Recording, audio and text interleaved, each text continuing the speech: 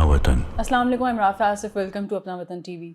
आज के व्लॉग में हम बात करेंगे एक ऐसे टॉपिक के ऊपर जिसको हमारी सोसाइटी में एक अनयूजुअल सा समझा जाता है, इसको डिस्कस इतना नहीं किया जाता।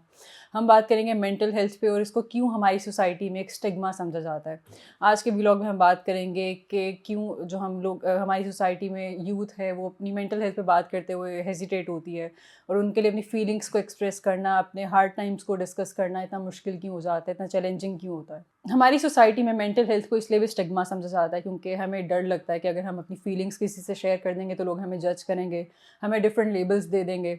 इसके अलावा हमारी सोसाइटी में ये भी चीज़ बहुत कॉमन है, अगर कोई इंसान डिप्रेशन से गुजर रहा है या एंग्जाइटी से गुजर रहा है, उसको इस तरह के चैलेंजेस फेस करने पड़े हैं तो उसको कहते हैं कि आप दीन से दूर हो, आप नमाज नहीं पढ़ते, आप दुआ नहीं करते। तो इन चीज़ों को जैसे एक मेंटल हेल्थ एक नॉर्मल नहीं समझा जाता है, जैसे हम फिज़िकल हमारी हेल्थ होती है, हम बीमार हो जाते हैं, इसी तरह से मेंटल हेल्थ भी होती है। हम अगर एंग्जाइटी हो रही है, डिप्रेशन हो रहा है तो हमें भी एक थेरेपी लेनी चाहिए और उस थेरेपी को हमारी सोसाइटी में एक लग्जरी समझा जाता है। जिस तरह से डिप्रेशन और एंग्जाइटी मेंटल इश्यूज़ में आते हैं, मेंटल हेल्थ इश्यूज़ में आते हैं, इसी तरह से एक और इशू भी है जिसको हम बहुत कम हाईलाइट करते हैं, उस पर बात ही बहुत कम करते हैं, ओसीडी पे।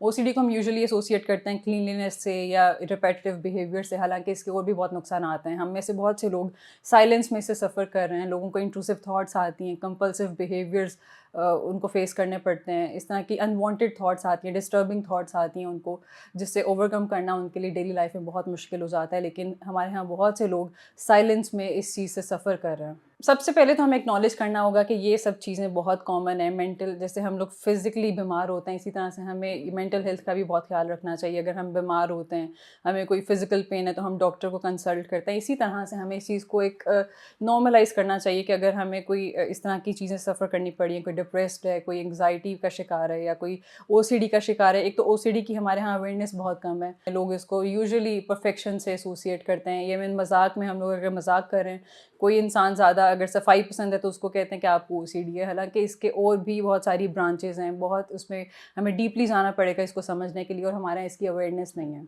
इसी के साथ साथ हमारे लिए बहुत ज़रूरी है कि हम अपने आप के अंदर अपनी पर्सनालिटी के अंदर एम्पैथी लेकर आएँ, हम दूसरे इंसान को उसकी सिचुएशन को समझने की कोशिश करें। अभी भी हम देखते हैं कि सोशल मीडिया पे कैंपेन्स चलती हैं, मेंटल हेल्थ डे मनाया जाता है, लेकिन इसके साथ साथ हमें इस चीज़ को ज़्यादा नॉर्मलाइज़ करना चाहिए। ज़्यादा से ज़्यादा हमें वर्कशॉप्स करनी चाहिए, कैंपेन्स करनी चाहिए, इसकी अवेयरनेस बेसिकली फैलानी चाहिए। हमें ज़्यादा से ज़्यादा स्कूल्स में बच्चों का अवेयर करना चाहिए, कॉलेजेस में, यूनिवर्सिटीज़ में ऐसे सेमिनार्स होने चाहिए स्पेसिफिकली मेंटल हेल्थ पे, ओसीडी पे, डिप्रेशन पे। होते भी हैं लेकिन इसको और ज़्यादा बढ़ाना चाहिए ताकि लोगों में ज़्यादा से ज़्यादा अवेयरनेस आ सके।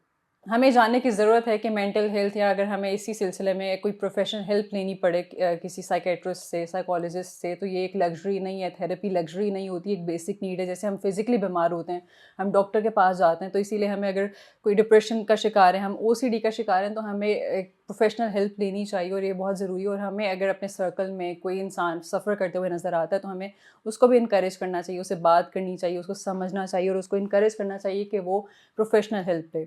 आज के लिए इतना ही। See you in the next video. Till then, अल्लाह हाफ़िज़।